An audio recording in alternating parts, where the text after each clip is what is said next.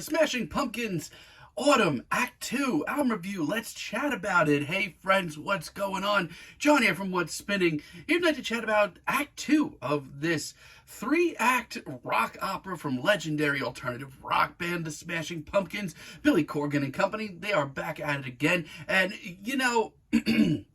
I joke, from time to time that there are a few bands that have given me more pleasure and pain in my life than Weezer, but really the one that has done the most of both is probably the Smashing Pumpkins. There was a time in my teens that the Pumpkins meant everything to me. I have gone on this channel on record and said that there was a good chunk of my life where I felt like Billy Corgan's lyrics actually, were able to explain, how I felt about love and things in life better than I ever could.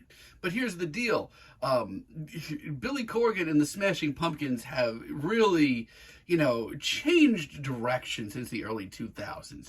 So much so that their recent output has actually made me go back and re-listen to some of my least favorite recordings in their discography, like Machina and Machina 2, and say, hey, they're not that bad. But specifically, it's been the last few years of the Smashing Pumpkins that things get really rough. Last year they released Act 1 of Autumn, and boy oh boy, I named it my second least favorite album of the year. This thing was absolutely abysmal. It showed Billy Corgan not only running on fumes, but like complete empty gas tank. This album was bloated. It was just so full of itself, and the synth-driven sound was doing more harm than good.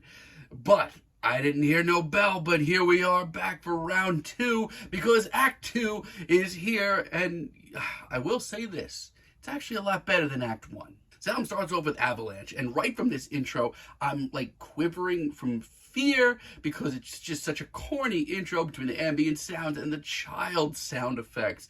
But you know what? When all that blows over and that goes away and we're met with a memorable riff and an honest-to-God passionate performance from Billy Corgan, things actually get pretty good. I mean, it's not unbelievable, it's not life-changing, but compared to where they were at in the first act, I actually think this is a big improvement. Listen, a little passion goes a long way. This is a much better intro than I could have ever asked for, and it actually, kept my interest for this album. Neophyte is also actually decent. I mean, I don't know if my expectations were just so low for this album, but this is actually tasteful. This is a gloomy, very tragic, nocturnal synth-pop tune. Billy Corgan has absolutely been spinning them Depeche Mode records lately. And it's not wild or exciting or anything, but they work this groove really nicely. The passion is here once again. This doesn't seem like some ridiculous stretch to me. It just sounds like a modern Smashing Pumpkins tune that's decent. And then we get to Moss, and once again, my God, are my expectations that low, or is this track actually kind of heavy? This is almost an industrial sound. I like the crunchy riff. Billy sounds invested. This track isn't overblown. It's good.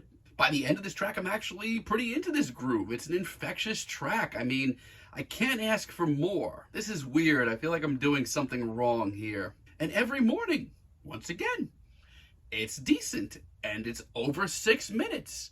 Didn't think that was possible. And this to me, I mean, I hate to use this phrase, but this sounds like where this album ought to be. This to me sounds like Billy's vision for this rock opera synth rock sound where it ought to be. It's actually really good. For a few short minutes here, nothing is bloated and there's some genuinely progressive stuff going on. Hell, when the synths and the drums pop in later on in the track, I actually get the chills. Look, I'm a positive person and I give credit where it's due.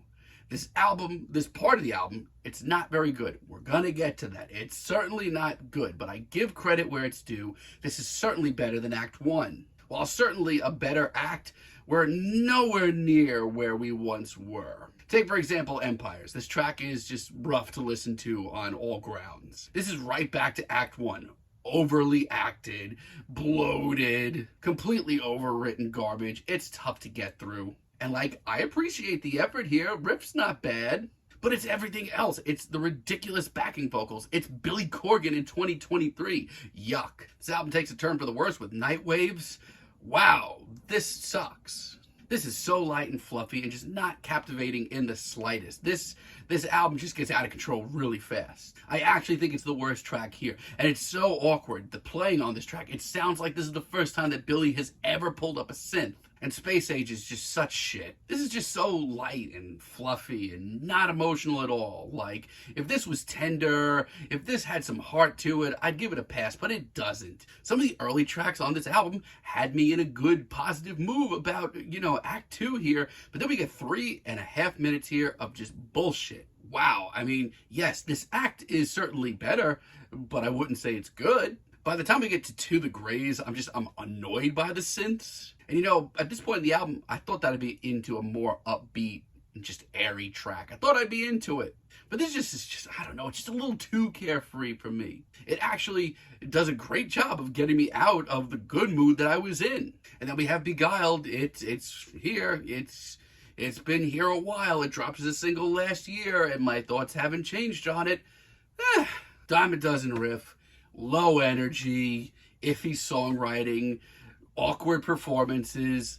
It's not for me. As a matter of fact, it's boring. The Culling, though, Color Me Shook. It's a great late album treat and another sign that there's actually some good material on here. The slowed down pacing and the more grandiose vibes of this track are something that I could have used a lot more of. It's actually pretty infectious. And I'm going to say something that I don't think people think enough and say enough. And that is when Billy's heart is in something. And I mean like really into it. It could really show, and when it does show, there's some magic to be made, and that's what the Culling is. But then springtimes roll around. I'm out, guys. I'm out. It's just pathetic. It's once again light, fluffy, not gripping or heartfelt or emotional or anything. There's no substance here.